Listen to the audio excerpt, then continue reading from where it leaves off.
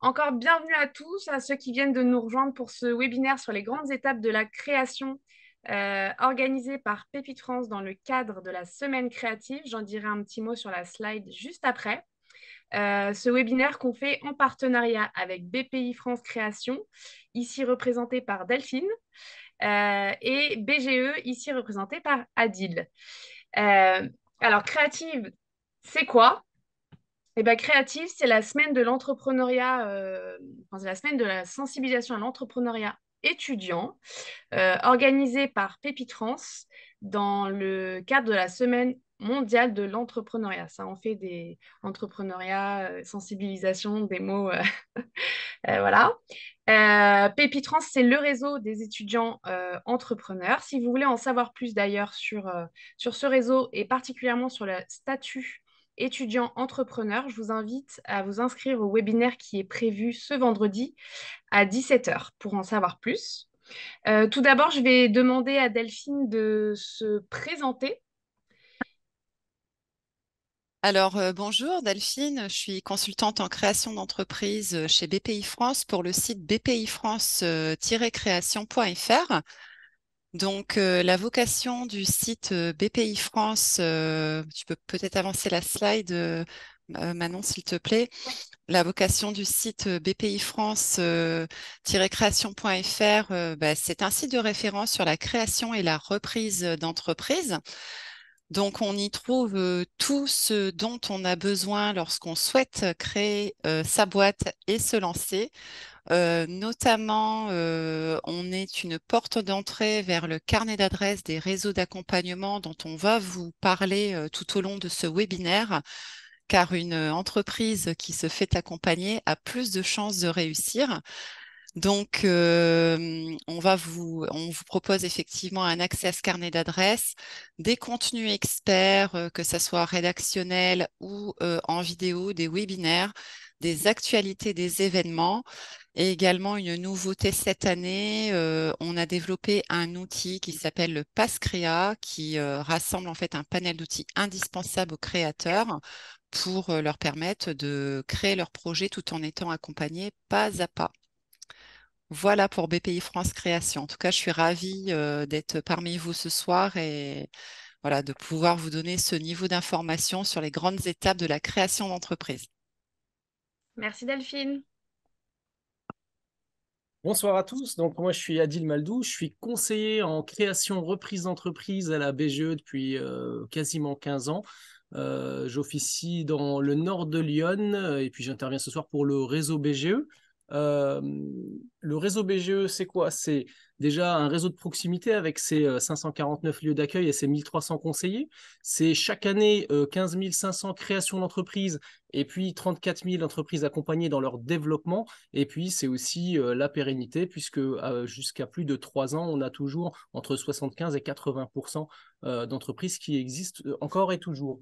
Donc, également des engagements et des valeurs que je vous ai projetés sur la gauche. Et puis, dans la slide suivante, je vous ai mis les quatre grandes étapes sur lesquelles on va pouvoir vous accompagner, que ce soit tout au début du projet, à la moindre idée, on peut vous aider à la structurer, à la formaliser, et tout au long de votre projet où on va pouvoir formaliser avec vous l'étude de marché, le prévisionnel, vous aider à choisir les statuts et mobiliser les financements adéquats. Et puis, une fois l'entreprise créée, BGE peut également vous accompagner dans votre développement pour les premiers mois, voire les premières années. Voilà.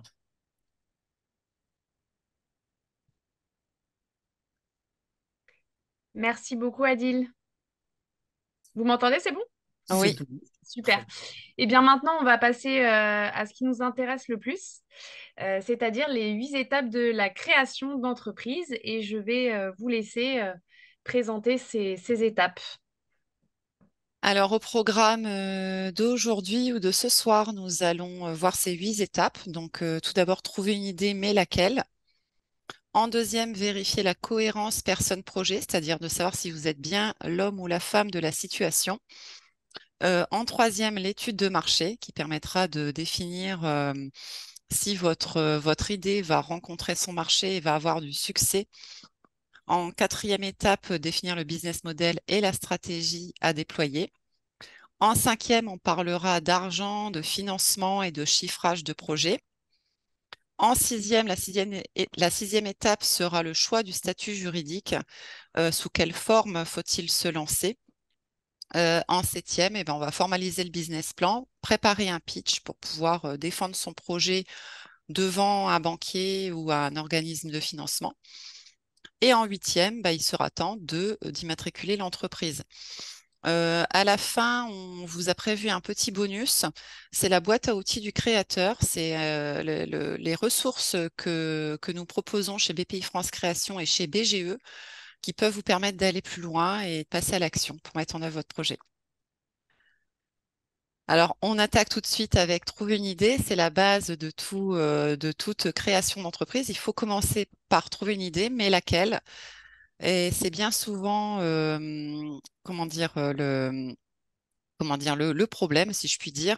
Il va falloir faire preuve de curiosité, d'esprit critique, d'ouverture d'esprit et de veille. Alors, trouver une idée, parfois, il ne s'agit pas de trouver l'idée que personne n'a jamais eue. On peut simplement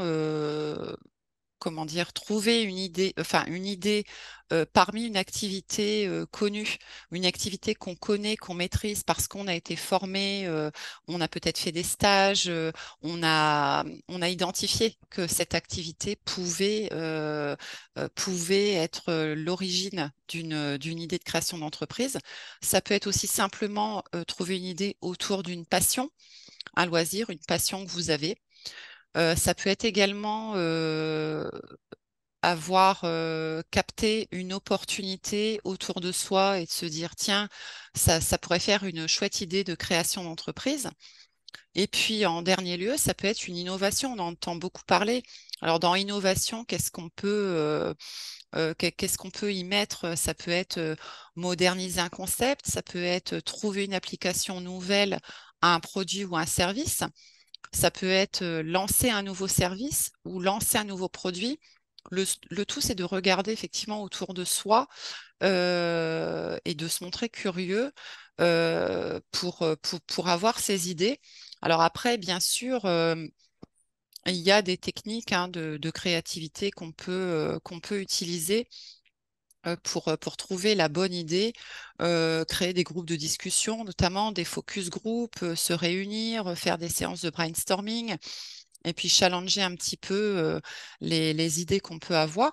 On peut aussi s'inspirer sur des sites internet pour regarder un petit peu voilà, les tendances et puis éventuellement déceler une opportunité ou quelque chose à innover. Parfois, il s'agit juste d'apporter une version améliorée d'un produit. On a eu plein d'innovations comme ça. Par exemple, lancer une boisson rafraîchissante, oui, mais sans sucre. Euh, Lancer un smartphone ou créer un smartphone, alors ça peut-être un petit peu plus technologique, mais peut-être avec plus de fonctionnalités.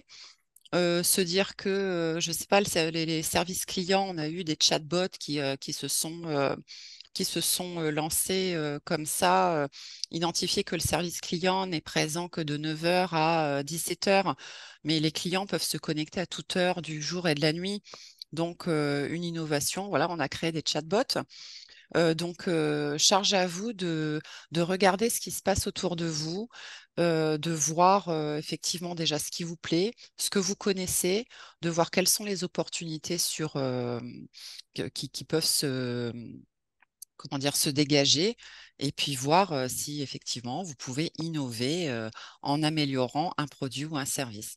En tout cas, on souligne aussi que dès l'idée, on a Adil qui est là de BGE, mais on augmente ses chances de succès en se faisant accompagner. Alors, se faire accompagner par qui, comment? Par un réseau d'accompagnement. Adil, tu peux peut-être faire une petite parenthèse sur ce sujet. Oui, tout à fait. On accompagne les porteurs de projets dès l'émergence d'une idée ou même, on voit même des porteurs de projets qui n'ont pas d'idée. Donc, alors après, on les aide à réfléchir sur leurs différentes motivations, ce qu'ils aiment faire, ce qu'ils ont pu faire auparavant. Donc, on a plutôt des méthodes de travail, comme tu le disais tout à l'heure, avec du brainstorming.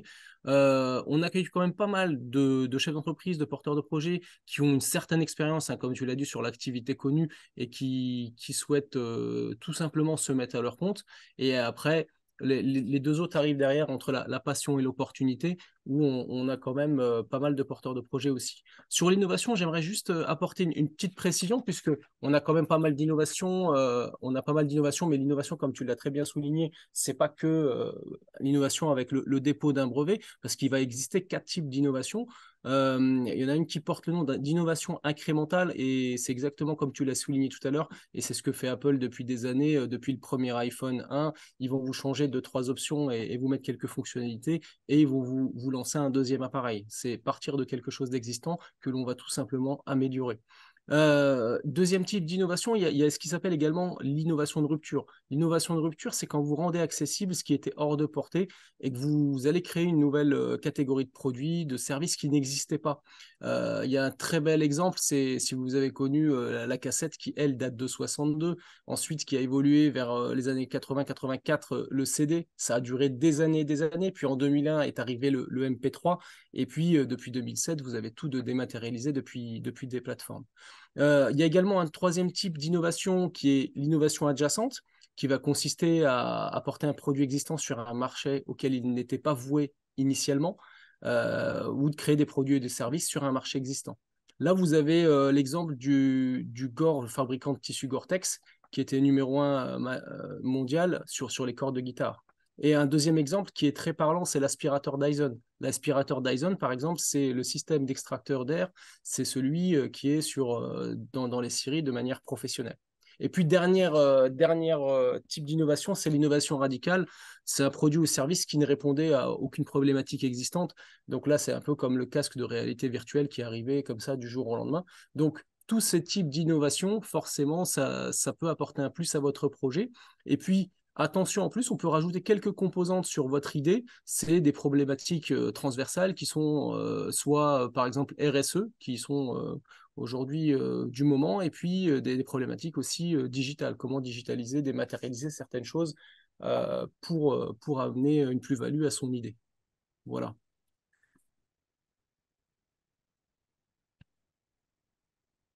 Je n'ai pas la main pour... Ah, si, c'est bon. Ah, c'est En juste deux- avant. Oui, J'ai vu passer le business model Canva juste avant. Voilà. Donc là, oui. c'est un outil, hein, on l'a mis là, c'est un outil que vous pouvez trouver également sur la BPI. Et vous voyez en 9 grandes questions qui vous permet de formaliser votre idée. Et je trouve que sur la BPI, il est très intuitif et très ludique. Donc n'hésitez pas à aller formaliser dans un premier temps votre idée en vous posant les bonnes questions. Ça vous permet aussi d'aller chercher aussi les bonnes réponses à votre futur projet de création d'activité ou de reprise d'activité, tout simplement. Ouais, tout à fait. En fait, il faut vraiment à ce stade pour affiner son idée, vraiment se poser la question de voilà, quel est le problème que je vais résoudre avec mon idée de création, quelle est la solution que je vais proposer, et puis quelle est ma cible, à qui je vais proposer cette solution et à qui je vais proposer de résoudre ce problème. Et c'est vrai qu'à partir de là, quand tous ces indicateurs sont au vert, on crée ce qu'on appelle une proposition de valeur. Et c'est vrai que ce business model Canva, vous allez pouvoir déjà réfléchir à est-ce que ça vaut le coup que je lance une étude de marché avec cette idée. Donc, il y a la deuxième étape qui va être importante. On va passer un petit peu rapidement dessus, mais il faut vraiment se demander si vous êtes la bonne personne pour ce projet et vérifier ce qu'on appelle la cohérence personne-projet ou homme ou femme-projet. Mais en tout cas, vérifier que vous êtes comment dire, la personne de la situation. Alors ça veut dire quoi? Ça veut dire de considérer votre situation personnelle. Est-ce que c'est le moment de vous lancer? Est-ce que tous les indicateurs sont verts pour vous lancer? Est-ce que aussi vous avez les compétences pour mettre en œuvre ce projet? Est-ce que vous avez besoin de formation? Est-ce que vous avez besoin d'acquérir des compétences pour pouvoir déployer ce projet? Ensuite, votre personnalité va être importante aussi. Entreprendre, c'est quelque chose qui est relativement facile en 2023, mais c'est une course de fond. Donc, il y a beaucoup d'étapes à passer aussi pour faire exister son entreprise et puis surtout de la faire durer dans le temps parce que c'est notre intention, je pense, Adil, moi-même et tous les réseaux d'accompagnement. euh, on a envie que les entreprises effectivement se créent, durent et soient rentables. Pour nous, c'est ça un bon projet de création d'entreprise. Et puis faire le point aussi sur ses atouts et ses freins. Ça, c'est important. Alors, on va encore vous dire, voilà, de se faire accompagner, c'est important pour pouvoir, c'est un gage de succès. Et puis après, vous avez, je vous propose dans la boîte à outils des formations que nous avons sur BPI France Université. Donc, vous aurez le support téléchargeable avec le lien cliquable. C'est des formations qui sont gratuites sur pas mal de points. Donc, c'est vrai que ça peut être effectivement très intéressant pour vous de regarder ça. L'étude de marché, je vais te laisser la main, Adil, pour nous présenter cette troisième étape. Alors, l'étude de marché. Oui, l'étude de marché. Donc, tout simplement, c'est voir entre guillemets ce qu'il y a entre l'offre et la demande. Euh, Juste, si tu peux nous remettre le PowerPoint. Donc, tout simplement, le temps que on nous remette le PowerPoint, c'est d'étudier, entre guillemets, l'offre et la demande. Tout à l'heure, je vous ai mis une pyramide inversée dans laquelle on va commencer du général vers le particulier. Le général, c'est quoi? C'est de voir qu'est-ce que l'on peut trouver sur le marché et son environnement. Et c'est là où il va y avoir énormément de recherches sur cette partie-là. Le premier bloc, c'est le marché et son environnement. Le marché et son environnement. Donc, où est-ce que je peux trouver où est-ce que je peux trouver tout ce qui va être comment ça s'appelle? Des résultats, des statistiques sur mon marché et son environnement. Ça peut être déjà dans les syndicats de branche qui peut donner pas mal d'informations sur ce secteur d'activité, mais également les fiches sectorielles de la BPI. Sur chaque secteur d'activité, vous avez une fiche d'une quarantaine de pages et vous avez quelle est la conjoncture, quelles sont les nouvelles tendances, comment le marché a-t-il évolué ces dernières années. Et donc là, ça peut vous donner un premier niveau d'information et vous avez des liens sur lesquels vous pouvez aller creuser et trouver des informations beaucoup plus précises, voire même aller jusqu'à la source. Vous allez pouvoir également trouver des informations sur votre secteur d'activité pour avoir les nouvelles tendances. Vous pouvez également vous rendre en tant que visiteur sur les salons professionnels. Et là, vous en avez dans tous les secteurs d'activité tout au long de l'année et ça peut vous permettre de développer votre offre de service ou de voir tout simplement quel est votre futur produit de diversification. Deuxième bloc, on a les concurrents. Les concurrents, il ne faut pas les négliger, surtout quand vous faites votre étude concurrentielle. Vous avez vos concurrents directs, hein, ceux qui font exactement comme vous, avec les mêmes moyens, donc qui vendent le même produit ou le même service et également avec les mêmes moyens. Les concurrents indirects qui répondent à un même besoin mais avec des moyens différents. Et il y a un concurrent qu'il ne faut pas forcément négliger mais qui est difficilement décelable, c'est le concurrent potentiel. Le concurrent potentiel, ça pourrait être une entreprise qui se diversifie sur votre marché. C'est un premier exemple, mais également le concurrent potentiel, ça peut être également le futur créateur d'entreprise. Et comme il est en train de faire son projet, forcément, vous n'aurez pas les informations sur cette concurrence-là, mais il ne faut pas la négliger cependant. Et le dernier bloc, client. Client, c'est d'étudier qui est mon client potentiel. Est-ce que c'est des professionnels, des particuliers, des collectivités, des associations?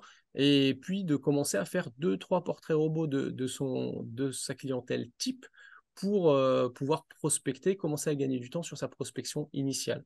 Et puis pareil, qui dit client dit fournisseur, de bien savoir vendre, c'est une chose, mais de pouvoir acheter, c'en est une autre. À partir de ce moment-là, ça vous permet d'élaborer votre positionnement avec le petit diagramme que je vous ai mis à gauche, SWOT, la partie externe, opportunité menace hein, sur mon marché, et puis la partie interne de mon entreprise, les forces et les faiblesses qui sont liées, elles, à mon entreprise. Donc ça, on peut le faire directement avant la création d'entreprise, mais on peut le faire aussi lorsqu'on est dans une phase de développement de son activité. Dernier point, le mix marketing avec les 4 P. Les 4 P, donc là, pour pouvoir élaborer, entre guillemets, son offre de service, sa stratégie commerciale. Le premier, c'est produit, produit ou service, hein, avec toutes ses caractéristiques. Et juste une petite inversion, le deuxième, c'est le prix. Donc, comment je me situe par rapport à mes concurrents, d'où le lien de faire le travail bien en amont sur la concurrence. Euh, Place, c'est la distribution. Donc, comment je distribue mon produit. Est-ce que sur Internet, en clientèle, dans un magasin? Et puis, la dernière chose, c'est promotion, c'est mon budget, communication. Donc, ça, c'est le mix marketing est tourné vers le produit ou le service, est plutôt tourné vers le marché. Et moi, je vous propose justement de passer sur les 4C pour le tourner vers la version cliente. Voilà, je vous ai mis en plus gros. Les 4C, donc, c'est celui qui est en haut à gauche, Customer Needs. Que tout à l'heure, on avait produit ou service. Donc là, on va avoir le client. Qui est mon client? On avait le deuxième P qui était le prix. Là, c'est cost to satisfy, c'est combien mon client est prêt à mettre, parce que maintenant, il faut raisonner avec le client, est-ce que ça passe dans son budget? Le troisième, c'est cost, c'est la community, community à la place de communication. Communication, euh, c'est un message que vous allez envoyer vers le grand public. Vers le grand public, à ce moment-là, il n'y a qu'un message unilatéral. Là, maintenant, depuis quelques temps, vous avez des personnes qui créent des communautés sur les réseaux sociaux, vous avez même des ambassadeurs, et c'est eux qui envoient un message et puis qui peuvent interagir avec les clients potentiels et inversement. Et convenience of buying, ce sont les commodités par rapport à la distribution. Avant, vous aviez quasiment qu'un canal de distribution, c'était à vous de venir chercher le produit en magasin. Maintenant, on peut quasiment tout faire. Vous pouvez le commander en magasin, le recevoir chez vous, lorsque des produits sont encombrants, c'est ce que fait également IKEA, ou à l'inverse, pouvoir le commander depuis chez vous et aller le chercher en magasin. C'est ce que vous avez connu avec le Click and Connect. Et puis faire les deux sont toujours aussi cohérents. Voilà pour cette partie-là. En 4, effectivement, définir le business model et la stratégie, sa stratégie. Donc là, c'était le mix marketing que je viens de passer, donc les 4 P que je vous proposais de passer en 4C pour avoir une vision client. Ça vous permet de faire votre positionnement par rapport à votre clientèle, mais également de commencer à estimer les moyens de vos actions. Et donc, attention à votre stratégie commerciale, puisque ce n'est pas en arrivant à l'étape du prévisionnel qu'on commence à chiffrer ces moyens de communication. Il faut d'abord définir des actions qui soient claires et cohérentes par rapport à votre temporalité. Et ces actions auront un coût par la suite qui auront un impact sur le prévisionnel. Et moi, je vois beaucoup de personnes qui ne travaillent pas forcément la communication à cette étape-là. Et lorsqu'on arrive à l'étape de prévisionnel, on va commencer à mettre des chiffres par défaut. Sachez que sur les statistiques de l'INSEE, la communication, c'est une fourchette entre 6 et 10% de votre chiffre d'affaires hors taxe. Donc, attention à vraiment élaborer votre plan de communication à cette étape d'étude de marché.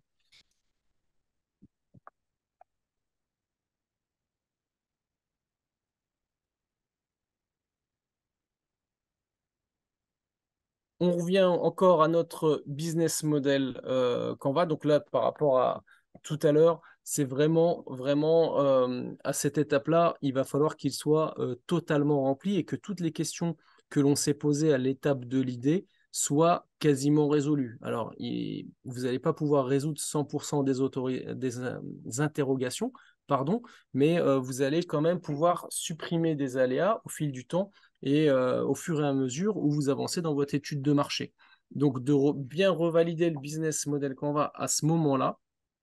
Et on va commencer aussi à avoir les deux dernières cases du bas, où ce sont des cases qui sont un peu plus chiffrées. Et il va commencer à falloir justement avoir des estimations qui vont approcher la réalité, puisque l'étape suivante est plutôt basée sur le chiffrage. Je pense qu'à ce niveau du business model Canva, c'est vrai que ça donne une photographie Oui. presque sur une page. On peut s'amuser à faire l'exercice, hein. Oui. Presque sur une page, de se dire, bah voilà, c'est quel partenaire je vais avoir, ça va être quoi mes activités, quelles ressources je vais avoir pour faire vivre ce projet, ma contribution, ma valeur, comment je bâtis ma relation client, les canaux de distribution, diffusion. On a tout en fait. Le segment client, c'est quelle personne on va aider. Qu'est-ce que je vais gagner? Qu'est-ce que ça va me coûter? Et là, bah ouais, on a un business model. Eh ben ouais, on va parler argent, Adil. Encore de l'argent. Ah oui, oui, tout à fait. Il va falloir commencer à chiffrer le projet et on va y aller en deux étapes. La première, c'est l'étape de la... Et on va essayer de faire justement avec personnel, personne qui pourrait, qui a un projet, une maison, d'acheter un véhicule, son investissement constitue son patrimoine. Donc, où est-ce qu'elle peut aller trouver l'argent nécessaire à ce projet? Là, ça peut être soit de l'apport personnel, soit des financements qui peuvent être bancaires, et puis des aides au démarrage sur la rénovation énergétique d'une maison ou sur l'acquisition d'un véhicule électrique. C'est ce qui se passe en ce moment. Ce sont les différents crédits d'impôt de l'État. Euh, Voilà les trois ressources financières que l'on pourrait avoir sur un projet personnel. Maintenant, si on fait le parallèle avec un projet professionnel, donc là, avec des investissements euh, que vous pourriez avoir directement.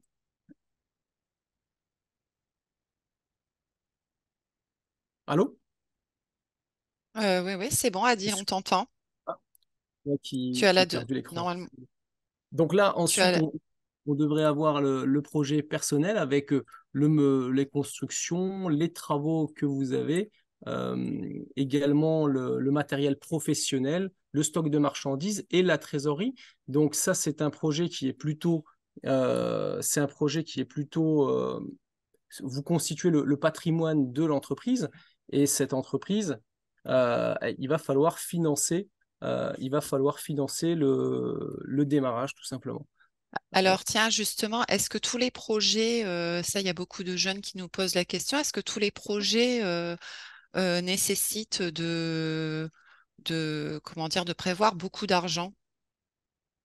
Ça va dépendre de votre investissement initial, du stock de marchandises et de la trésorerie, tout simplement.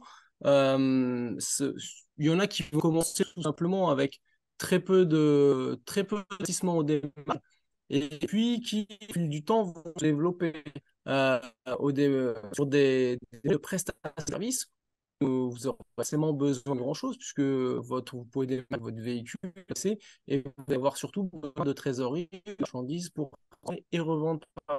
Donc, on peut aller sur un investissement entre 10 et 100 euros. Alors, si vous avez besoin de commercialiser, de transformer, d'avoir des machines, forcément, vous allez aller sur des investissements beaucoup plus conséquents. Donc après, ça va dépendre vraiment de ce que vous voulez faire par la suite. Et donc là, j'en revenais justement à l'investissement. Votre rapport personnel, dans tous les cas, comme un projet personnel, on va avoir un emprunt bancaire exactement comme la partie personnelle, et vous allez avoir tout ce qui va être aide au démarrage, prêt à taux zéro et subvention. Et donc là, je vous recommanderais d'aller sur un site qui s'appelle aide au pluriel-entreprise au pluriel.fr. Vous tapez, je crois que ça doit être création ou reprise, votre région, votre département, et ça vous sort toutes les aides, tous les appels à projets qui sont en vigueur pour votre création d'entreprise dans votre région. Donc, je crois que vous avez même un onglet commerce international et innovation, et là, vous pouvez avoir pas mal de choses pour Oui, vous moi lancer. chez BPI France, j'ai noté le site dans le chat, David. Chez BPI France également, vous avez un outil qui est assez top donc justement dans la boîte à outils bpifrance-création.fr. C'est une application d'aide pour trouver les aides et le financement. Donc en fonction de son profil, on peut effectivement dire voilà, j'entreprends seul, je cherche à créer, comment dire, je pars sur telle structure, etc. Et en fait, on va donner une liste d'aides possibles pour cet entrepreneur. Donc application financement sur bpifrance-création.fr. Voilà. Je vais juste faire un petit point et je vois deux, trois questions. Il y a une première question, c'est c'était comment trouver les infos sur une activité nouvelle. On a parlé de syndicats. Effectivement, chaque secteur d'activité va avoir des syndicats de branches. Et là, vous pouvez aller les contacter, puis avoir quelques statistiques qui vont être intéressantes. J'avais une autre question sur juste l'étape précédente. Faut-il faire les 4P et les 4C ou seulement les 4C? En fait, c'est les 4P qui vont vous permettre de vous tourner vers une version client. Donc, l'un et l'autre sont complémentaires. C'est plutôt pour faire une étude de marché où l'on parle beaucoup plus du client que son produit et parce que ce sont vos clients qui vont payer demain par la suite. Donc, c'est super important de parler de sa clientèle. Voilà, c'était les deux petites questions que je voyais. Je vais continuer. Donc là, on parlait du premier tableau lié à l'investissement. Le suivant, on va pouvoir faire le parallèle avec le budget d'une famille. Vous avez des revenus d'un côté, des dépenses de l'autre. Et après, soit vous êtes en positif, vous allez faire des économies, ou soit en négatif, vous allez être soit en dette, soit à découvert, ou soit vous tapez dans l'épargne.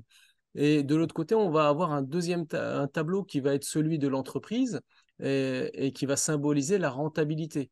La rentabilité, donc sur les revenus en haut, on va avoir le chiffre d'affaires. Et puis les dépenses plus bas, on va avoir toutes les charges d'exploitation que l'on va avoir dans un compte de résultat classique.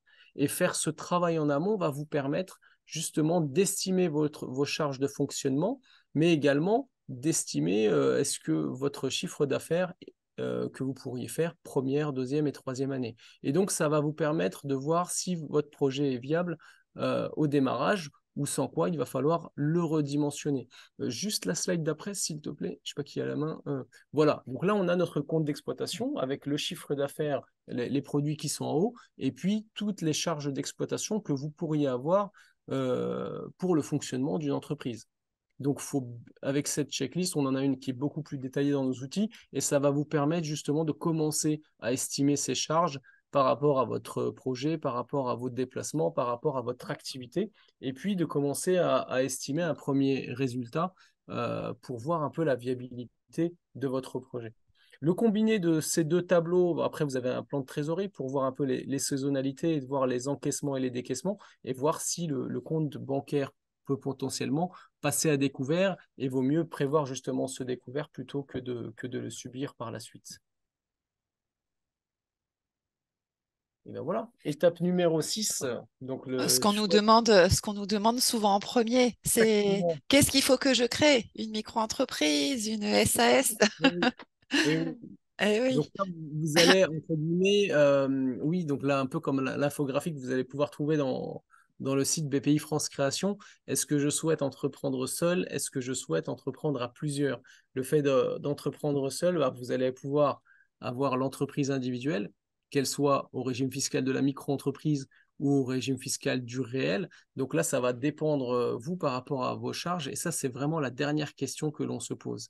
Parce que micro-entreprise, qui dit micro-entreprise, vous allez commencer sur des régimes en franchise de TVA et vous n'allez pas avoir la TVA. Et après, vous avez des seuils hauts et là, vous allez pouvoir récupérer, collecter de la TVA. Ou vous allez directement au réel, vous allez faire une compta avec produit moins charge, comme je l'ai affiché précédemment, et vous allez être taxé sur un bénéfice. C'est donc pas la même assiette qui va être taxée par la suite. Après, ouais, ce qu'il faut souligner, c'est qu'effectivement, il y a deux choses majeures à prendre en considération, parce qu'on pourrait effectivement vous proposer et rentrer dans le détail de toutes les structures juridiques qu'il existe. C'est effectivement soit vous avez prévu d'entreprendre seul, auquel cas bah, vous avez l'entreprise individuelle ou la société unipersonnelle, soit vous souhaitez entreprendre à plusieurs, avoir des associés, des collègues avec vous qui investissent dans la société. Auquel cas, effectivement, il y a deux solutions majeures. C'est la société à responsabilité limitée ou la société par action simplifiée. De toute façon, quel que soit le choix que vous faites, il y a des incidences fiscales et sociales. Ça, effectivement, on vous invite à bien vous renseigner avant de définir votre forme juridique. Vous avez des ressources, effectivement, du côté des réseaux d'accompagnement, du côté de la BGE qui est présente partout sur le territoire national. Côté BPI France également, on a une application pour pouvoir choisir son statut juridique. Et puis après, bah, toutes les perspectives de développement de l'entreprise sont à prendre en considération. C'est sûr que si vous souhaitez faire un chiffre d'affaires enfin, si votre plan financier, vous voyez que dès la première année, vous allez faire 300 000 euros de chiffre d'affaires, c'est certain que la micro-entreprise ne sera pas pour vous. Il y a aussi comment dire, des choses qui vont être éliminatoires. Donc, renseignez-vous. J'ai une question dans le chat où Karine Oui. nous demande quelle est la différence entre une entreprise et une association. Alors, Adil, Ah, est-ce qu'on l'entreprise. va créer une association ou est-ce qu'on va créer une entreprise? Ça va dépendre parce que ça va être la C'est gestion ça. des intéressés. Parce qu'une association, il va falloir que, généralement, vous avez même ce qui s'accompagne, association à but non lucratif, ça veut dire que le conseil d'administration, les personnes qui pilotent cette association ne se rémunèrent pas, mais elle peut avoir des salariés. En fait, c'est la gestion des intéressés. Une association, celui qui dirige l'association, c'est le président et son conseil d'administration. Et ensuite, elle définit la stratégie de son association et après, elle a certainement un directeur ou un directeur général qui, lui, va par la suite exécuter tout simplement la stratégie mise en place par son conseil d'administration. Une entreprise, j'ai vu entreprise individuelle, micro, société, tout ce que vous voulez, celui qui est gérant, président, c'est lui qui gère son activité de A à Z. Il n'y a pas d'un côté un conseil d'administration et de l'autre côté directeur général. Mais c'est également possible sur un conseil de surveillance en SAS, par exemple. Oui, ou Généralement, sur les... des structures beaucoup plus conséquentes, en fait. C'est vrai Ouais. on peut être aussi, comment dire, un peu bridé, mais c'est vrai que c'est pas du tout les mêmes projets. En fait, entreprises et associations, ce ne sont pas du tout les mêmes projets. Ça n'a pas la même, ça a pas la même vocation non plus. Donc, à creuser Karim, et il faut venir nous parler de ton projet plus précisément, s'il y a une association qui se dessine. Tout à fait. Ok, donc voilà pour cette étape. Oui, puis il y a peut-être beaucoup d'étudiants qui souhaitent s'associer ou pas. Donc, comme tu disais tout à l'heure, ça va éliminer certaines composantes que l'on a mis ici. Ben voilà, il y a effectivement le fait d'être seul ou à plusieurs, il y a le chiffre d'affaires, le projet ambitionné. Enfin, c'est vrai il y a vraiment beaucoup de paramètres à prendre en ligne de compte avant de décider de la forme juridique, mais c'est tout ce que vous aurez préparé en amont qui finalement coulera de source à ce niveau-là. C'est pour ça que le choix de de la forme juridique arrive quasiment à la fin du processus de création d'entreprise, pas au début. Alors après, il y a des cas, bien sûr, on peut prendre des raccourcis. Il est certain que si demain, je viens d'obtenir mon diplôme d'esthéticienne et que je suis sûre que je vais travailler seule, le projet va être déjà beaucoup plus simple. Je vais chercher un local, j'ai mon diplôme, je suis sûre de mon idée, de mon projet. Je vais forcément être soit en entreprise individuelle, soit en société unipersonnelle. Tout dépend du degré de protection sociale que je vais vouloir avoir. Et voilà. Mais après, ça dépendra aussi du chiffre d'affaires que j'ambitionne de faire. Ouais, ouais, ouais, ouais. Donc, c'est vrai qu'il est plutôt fréquent de voir une esthéticienne s'installer soit en EI, soit en URL ou soit en SASU. C'est à peu près les trois formes qu'on va retrouver. Tout à fait. Alors, ce choix suscite beaucoup de questions. Je me doute. Voilà, il y a 6 questions. La première, lequel est le plus avantageux fiscalement? Ah, en fait, ça va dépendre des produits et des charges que vous avez, en fait. Lequel est plus désavantageux fiscalement? Vous n'avez pas la même assiette fiscale sur l'un ou sur l'autre. La micro-entreprise, c'est, par exemple, votre revenu, c'est votre chiffre d'affaires moins un abattement fiscal. Ça, c'est le revenu de l'entrepreneur. Donc ça, on ne peut pas le décider à l'avance. C'est votre chiffre d'affaires moins l'abattement fiscal. Et en prestation de service, c'est 50%. Donc, ça veut dire que si je fais 30 000 à l'année, 15 000, mon revenu est de 15 000 euros. Alors, si j'ai moins de 15 000 euros de charges, tant mieux pour moi. Mais imaginez, vous en avez plus de 15 000 euros, charges de fonctionnement et charges sociales, ça devient moins avantageux. C'est pour ça qu'il va falloir faire l'étude au préalable. Après, fiscalement, après tous les autres statuts, lorsqu'on est au réel en entreprise individuelle, aujourd'hui, vous pouvez opter pour l'IR ou pour l'IS. Là, c'est un choix qui vous revient. Aujourd'hui, une EURL, une SAS, eu une SARL, aujourd'hui, on peut quasiment soit commencer à l'IR, soit commencer à l'IS. Après, vous avez un délai pour revenir sur l'un ou sur l'autre. Euh, Tous les statuts peuvent convenir, mais au préalable, il faudrait faire l'étude de marché d'un côté, mais également fiscale de l'autre, pour vous permettre de choisir convenablement votre statut. Après, rien ne vous... sur des projets de prestation de services, on a beaucoup de personnes qui commencent en micro-entreprise. Et je voyais dans la question quelle est la différence entre micro-entreprise et le statut d'auto-entrepreneur. Maintenant, ce sont des régimes fiscaux. Maintenant, il y a quasiment plus du tout de.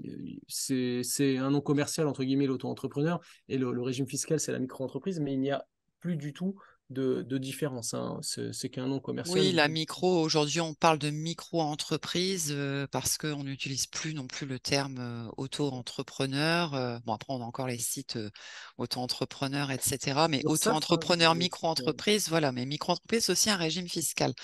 Mais une micro, en fait, oui, voilà, on va être limité. On peut se lancer en micro.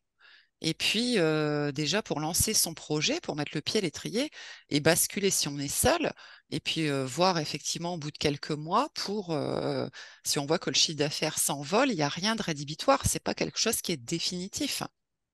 mais Ça peut permettre effectivement de lancer son entreprise, de lancer son projet, et puis de voir au bout de 6 mois, 8 mois, un petit peu vers quoi on tend. hmm. Donc, c'est quelque chose qui est plutôt effectivement facile. Et puis, l'entreprise individuelle, on peut commencer en entreprise individuelle, micro-entreprise. Par contre, si je veux passer au réel, ça fonctionne en année civile. Donc, je pourrais faire que la bascule qu'au 1er janvier de l'année d'après qui suit. Si j'ai commencé en micro-entreprise, je passerai au réel l'année d'après. Après, ensuite, sur passer en société, il faut savoir que d'entreprise individuelle à société, vous avez constitué normalement en entreprise individuelle un fonds de commerce. Ce fonds de commerce, vous pouvez le faire évaluer et l'apporter au capital d'une société. Et ça vous fait une SARL au capital 2. Et ça devient quelque chose de conséquent et vous assurez une continuité. Ou complètement, vous pouvez carrément créer une société avec votre capital de démarrage et puis vous allez faire grandir le capital au fur et à mesure où la société se développe. Ça peut être également une solution. Ça va dépendre également si vous voulez vous associer, puis de vos objectifs à vous, personnels et professionnels. Euh, on l'a généralement dans un échange à la fin de l'accompagnement et ça nous permet de décider conjointement, mais c'est surtout vous qui allez décider quel sera votre statut juridique, le statut juridique de demain. Je vais vous partager l'application de la boîte à outils BPI France Création sur l'aide au choix du statut parce que je comprends aussi que nos réponses peuvent paraître frustrantes Oui, de tout ne à pas fait. pouvoir vous dire tel statut c'est bien, il faut partir vers ça, c'est sûr si vous créez votre projet. C'est tellement dépendant de votre projet, des besoins de financement que vous avez et même, on n'a pas abordé ça, mais en fonction aussi de la réglementation Oui. d'une activité. On a aussi des activités qui, bon, mais qui peuvent imposer effectivement que vous choisissiez une structure plutôt qu'une autre. Donc, je vais vous partager le lien de l'aide au choix du statut juridique. En fait, en 5 questions, vous répondez à 5 questions sur cette appli et on vous dit à peu près vers quoi vous pouvez aller et ce qui serait bien de choisir pour vous.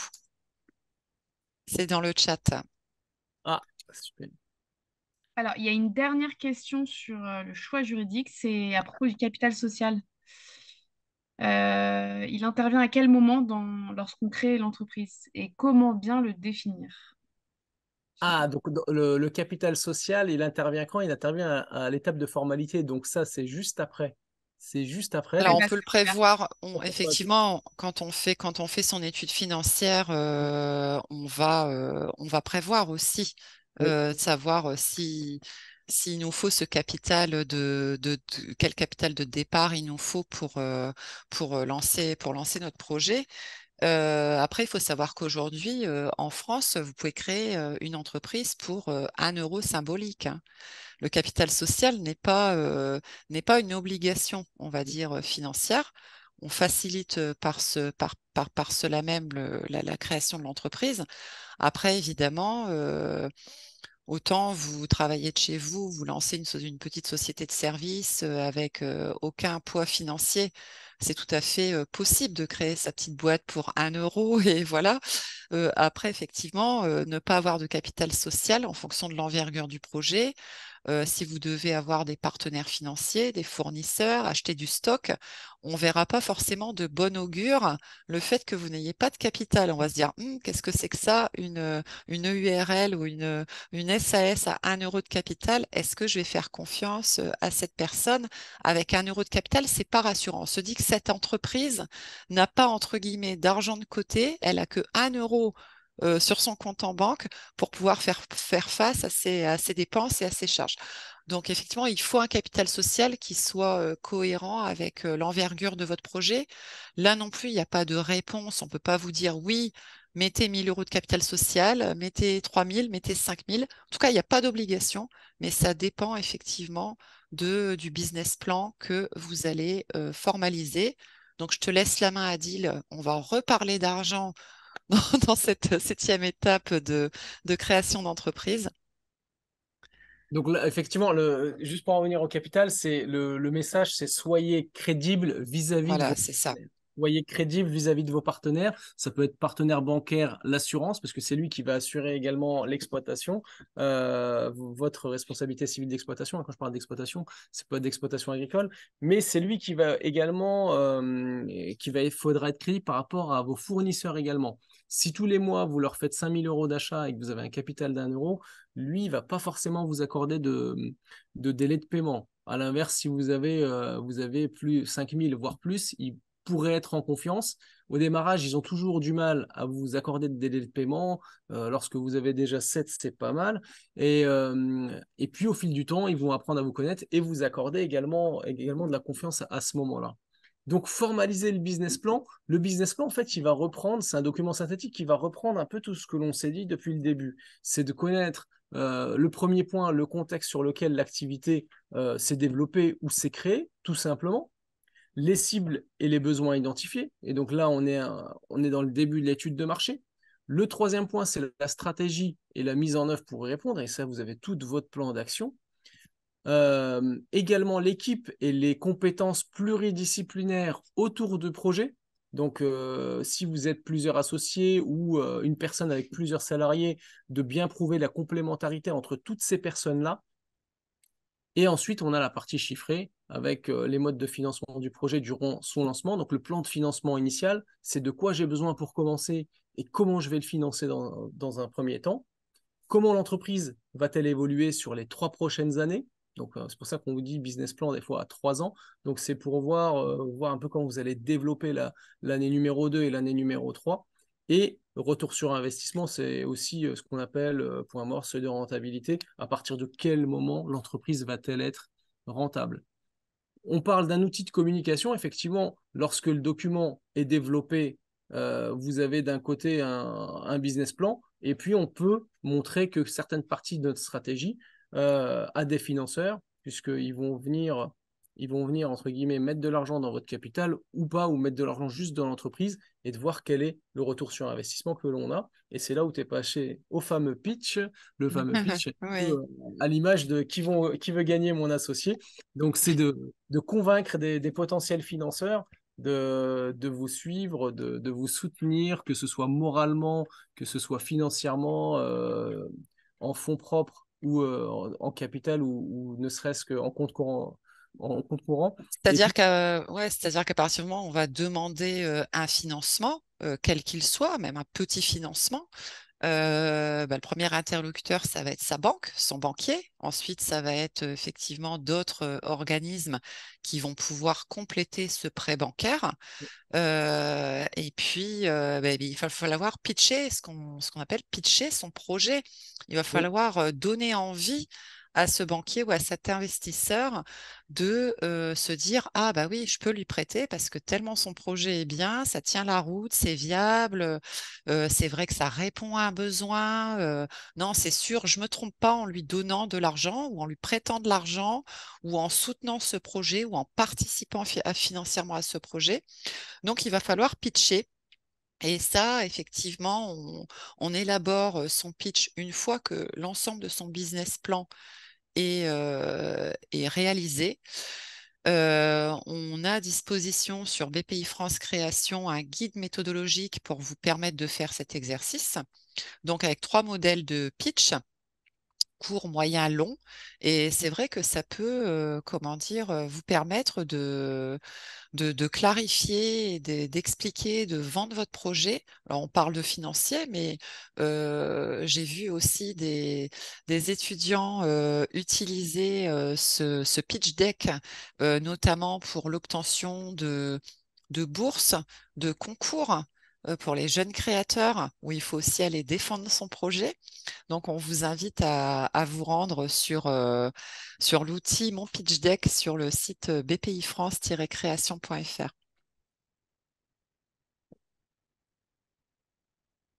Et puis, dernière étape, effectivement, comme on le disait tout à l'heure, immatriculer l'entreprise et puis pouvoir vous lancer par la suite. Immatriculer l'entreprise, donc sur les différents centres de formalité. Comme maintenant, vous avez le guichet unique qui est INPI depuis le 1er janvier. Et il va falloir passer par là pour toutes vos formalités, et ce depuis le 1er janvier dernier.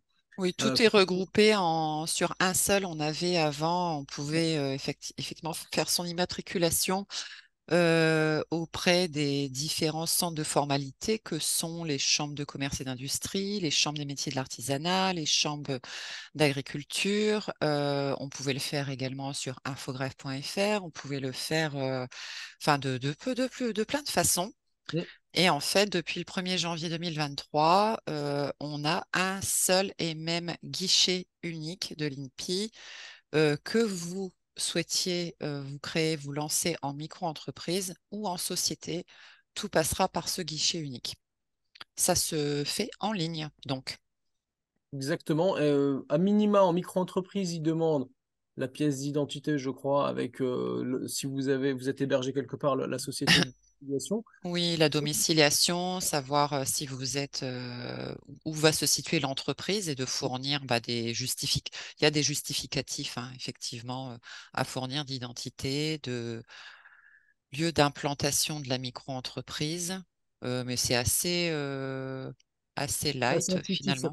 ça commence à Oui, rentrer. Juste une fois que vous avez fait cette formalité, que ce soit en micro-entreprise, vous avez terminé la formalité, n'oubliez pas une chose, c'est l'ACRE, l'exonération de charges sociales. Il faut aller le redemander sur un formulaire annexe, mais directement sur le site de l'URSSAF lorsque vous êtes en micro-entreprise. Donc là, il faut se reconnecter sur auto-entrepreneur URSSAF et aller demander l'ACRE. Il y a juste un formulaire et son justificatif à prouver pour avoir l'exonération. Ça, vous le faites au moment de la création ou dans les 45 jours qui suivent. Maintenant, c'est quasiment au moment, faites-le au moment et il n'y aura plus de problème. Attention, juste les sociétés, il y a un peu plus de formalisme. oui. Il va y avoir la rédaction des statuts, donc il faut que les statuts soient déjà préalablement rédigés. Il faut avoir fait la publicité sur le journal officiel. Donc, Avoir ouvert son compte bancaire, déposer son capital social, même pour un voilà. euro. Même un C'est euro, il là faut les déposer. et c'est là où intervient justement le dépôt du capital social. La personne du journal officiel doit vous fournir l'attestation de publication, la banque doit vous fournir l'attestation de dépôt de capital, et c'est qu'à ce moment-là que vous allez tout scanner et mettre sur la plateforme et régler la somme au greffe du tribunal pour que ça puisse être définitivement validé. Après, Adil, il faut être clair que créer une société tout seul, voilà, ça serait quand même pas, c'est possible, mais c'est pas forcément raisonnable. Pas mal de formalités, surtout quand Il y a pas mal de formalités. C'est très facile de trouver un conseiller près de chez soi. Il faut savoir qu'aujourd'hui, vous avez plein de structures d'accompagnement, des structures associatives d'accompagnement qui sont autour de chez vous. Il y a toujours un premier niveau de conseil gratuit. N'hésitez pas à pousser leurs portes pour trouver un conseiller près de chez vous. Vous avez un lien sur la présentation. Donc, parmi le collectif CapCréa, donc c'est le carnet d'adresses qui est hébergé sur bpifrance-création.fr. Il s'agit que de rentrer votre adresse, votre code postal et votre ville, et on va vous proposer effectivement des réseaux généraux comme BGE. Il va y avoir effectivement tous les organismes de financement, de microcrédit, etc., qu'on va retrouver, que vous allez retrouver aussi à côté de chez vous. Il va y avoir des associations formations qui sont spécialisées pour les femmes, pour les jeunes. Enfin bon, voilà, vous risquez d'avoir 10-15 propositions de réseaux autour de chez vous. Donc, vous n'êtes pas seul et je pense que tu peux le confirmer, Adil. Je pense qu'il n'y a pas beaucoup d'endroits où BGE n'est pas présent. Alors là, avec oui, En tout cas, oui, oui, et pas mal d'implantations sur toute la France, il y a pas quasiment mal d'implantations, mais c'est vrai que sont couverts normalement. Vous allez sur bge.asso.fr et normalement, vous mettez le c'est département. Vous avez c'est vrai que BGE peut complètement vous aider à monter votre projet, à passer cette étape de business plan, d'être accompagné sur le sujet et puis de vous orienter aussi Tout à fait. sur les financements. Parce que Oui, ça, c'est aussi une question. C'est pas le tout de dire, voilà, il me faut des sous, mais effectivement, vous pouvez être éligible à beaucoup, effectivement, à beaucoup d'aides, de subventions. Donc, on vous encourage vraiment, voilà, à vous faire aider, et quel que c'est soit votre projet. oui, tout à fait. Il peut toujours y avoir des petites pépites derrière, derrière chaque projet. Euh, Exactement. Euh, Mais c'est alors, vrai. le webinaire touche à sa fin. Il nous reste des questions. Je ne sais pas si ah, on va avoir le temps d'y Allez, répondre. ben on y va, hein. Adil, qu'est-ce que tu en penses? il y en a une de Mehdi. Bonjour, finalement, qui va lire le business plan et dans quel cadre on va Ah, l'utiliser? On le voit directement ou c'est plutôt un support pour créer des dossiers de subvention? Alors, il faut que ce soit un document qui soit relativement synthétique et vendeur et qui va vous permettre justement d'être, faut qu'il soit regardé par les personnes, vos partenaires, soit des futurs investisseurs, soit des banques, soit des subventions, et vous verrez, ou soit des dossiers de prêt à taux zéro par le biais du réseau Initiative ou Entreprendre. Donc là, ce sont généralement ce qu'on vous demande, des fois les mêmes dossiers. Donc finalement, vous allez le faire une fois, mais vous allez le faire une fois pour toutes, quelque part.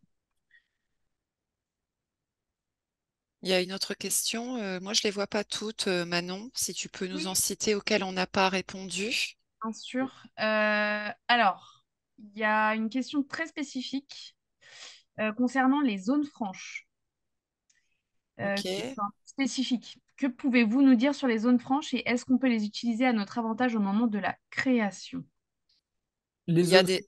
Ouais, moi, je te laisse répondre, Adil. il y en a, nous-mêmes, on n'en a pas très loin de chez nous. Effectivement, elles vont vous offrir des exonérations d'impôts sur les sociétés ou d'impôts sur le revenu selon votre régime fiscal, d'exonérations sur la CET et de certaines cotisations sociales. Cependant, attention à bien lire certains règlements territoriaux. Quelquefois, il faut embaucher une personne de cette dite zone.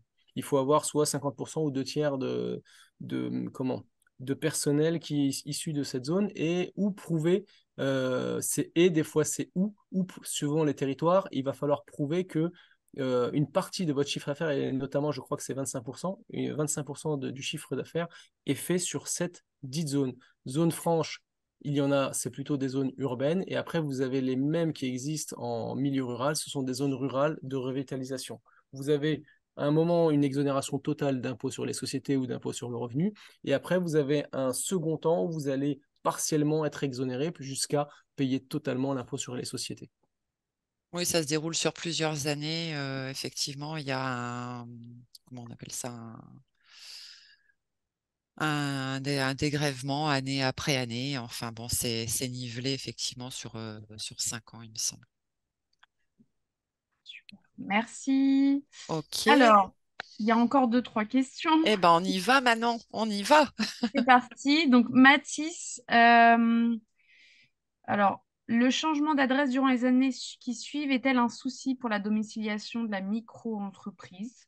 Non, pas du tout. Il suffit de systématiquement, de toute façon, il n'y a rien de rédhibitoire sur la création d'une structure. Vous avez le droit de déménager, vous avez le droit de changer d'adresse. Par contre, effectivement, il faut systématiquement redéclarer cette formalité sur le guichet unique au lieu même où vous avez fait votre déclaration d'activité, eh bien, il faudra effectivement y retourner pour signifier votre changement d'adresse. Alors, en fonction de la structure juridique, ça ne sera pas le même niveau de documents à fournir. Pour une micro-entreprise, il faudra effectivement redonner un justificatif de domiciliation, une facture, une attestation d'hébergement, enfin bon, voilà. Et puis, concernant une société, effectivement, ça va passer par la rédaction de nouveaux statuts qui vont prendre en compte la modification de cette adresse, la publication d'une annonce légale, puisqu'une société doit communiquer sur son adresse euh, physique, officielle, et il faudra refaire des formalités, et ça passera également par le guichet unique. Super, merci beaucoup. Alors, il y a encore deux questions. Une petite question encore pour les micro-entreprises. Question compte bancaire. Différent du compte personnel ou pas? Alors, jusqu'à un Alors, certain... Ouais, vas-y. en même temps, effectivement, il y a la règle qui dit que vous devez durant 2 années successives, aller au-delà de 10 000 € pour que ce soit obligatoire. Mais plutôt, en conseil en gestion, je vous conseillerais de ne pas mettre tous vos œufs dans le même panier et d'avoir quand même un compte spécifiquement dédié. Pas forcément compte Pour bancaire pas mélanger, en fait, pour pas mélanger ses charges personnelles et et ses charges ce professionnelles. qui serait à l'entreprise. C'est conseillé. Après, effectivement, jusqu'à 10 000 € de chiffre d'affaires, vous n'êtes pas tenu ouais, sur 2 ans. 2 années. Oui, 2 ans. Ça voudrait dire que je peux faire mes 2 premières années sans avoir de compte spécifiquement dédié. Mais voilà, le conseil en gestion veut qu'on vous invite quand oui. même à aller sur un compte spécifiquement dédié, pas forcément professionnel, mais qui vous permette justement d'analyser les chiffres de votre activité. Ça peut être sur des banques de proximité si vous avez de très bonnes relations avec votre banquier. Maintenant, il existe même des solutions en ligne qui sont totalement gratuites. Mm, tout à fait. Super. Dernière question.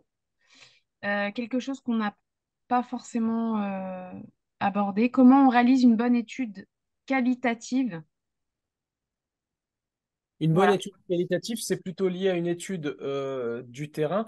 Et clairement, ce que l'on peut faire, c'est un peu prendre le modèle des startups et faire essayer son produit à un panel de De personnes clients, de cibles, ouais. Mm, potentielles, tout simplement. mm. Je sais pas si c'est des produits culinaires, c'est plus simple puisqu'on peut faire goûter et puis de recueillir un avis. Un nouveau parfum, c'est parfait. Mais il faudrait, entre guillemets, mettre son produit, son service en À réalité l'épreuve. à l'épreuve. C'est ça, comme ils disent, un minimum value product, et là, un produit minimum viable à faire tester à son client potentiel et de voir quels sont les retours que l'on peut avoir et de prendre vraiment en considération ces retours pour améliorer son potentiel produit ou service par la suite avant de le mettre sur le marché après son immatriculation. Ok, super. Bien, je crois qu'on a fait le tour des questions. On a un petit peu dépassé. Très rapidement, peut-être on peut revenir sur la boîte à outils. On a parlé beaucoup effectivement des outils, donc je vais la faire très courte en 10 secondes. Vous avez beaucoup de ressources sur le site bpifrance-création.fr. Tout est gratuit. Donc moi, je vous invite vraiment, si vous êtes euh, au stade de la réflexion, de créer une entreprise, de lancer un projet, d'avoir une idée, ben, allez-y, créez votre passe créa, c'est gratuit également, et vous allez être complètement guidé pas à pas sur un parcours en 10 étapes pour créer votre boîte. Voilà, Super, vous auriez tort de vous en priver. c'est ça. Allez-y. Donc, pour rappel, on vous enverra la présentation dès demain. Donc, vous pourrez retrouver toutes ces informations, outils euh, très facilement. Concernant la BGE, en termes de boîte à outils, tu veux nous en dire un petit mot, Adil? Alors, c'est le bureau virtuel, donc c'est un vrai espace d'échange entre le conseiller et le chef d'entreprise. Donc, vous avez surtout le petit onglet projet avec toute la partie, avec tous les rendez-vous que la personne dispose, et puis un vrai espace d'échange avec toute la partie cours, documentation et exercice qu'un porteur de projet fait lorsqu'il est en coaching avec son conseiller d'une étape sur l'autre.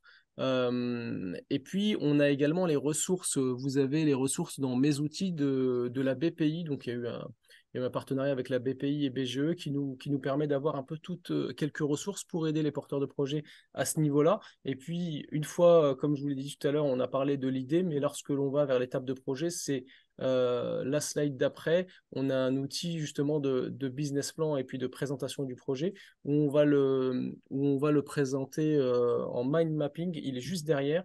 Voilà. Et vous avez toutes les étapes que l'on va retrouver dans le business plan. C'est intuitif, c'est ludique.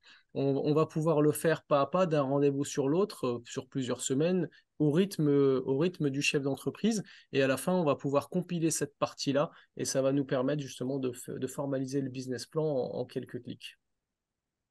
Merci beaucoup, Adil. Bien, je crois que ça y est, on arrive au bout de ce webinaire. Euh, pour rappel, on a d'autres webinaires de prévus cette semaine, toujours dans le cadre de la semaine créative. Vous trouverez le programme en fin de présentation. Demain, entreprendre quand on n'a pas d'idée avec Make Sense. Spécial doctorat jeudi avec le réseau Curie. Ensuite, spécial aussi sur les compétences d'avenir, voilà. Et le vendredi 17, on en a deux. Entreprendre en étant doctorant, c'est possible, donc présenté par le réseau Pépite France. Et une présentation du statut national d'étudiant entrepreneur, vendredi également, pour clôturer cette semaine créative. Merci beaucoup, Adil. Merci, Delphine. Eh C'était ben, merci très pour dense. l'invitation, Manon. Merci à tous pour votre participation et vos questions. Ça prouve que le sujet, voilà, le sujet interpelle, plaît.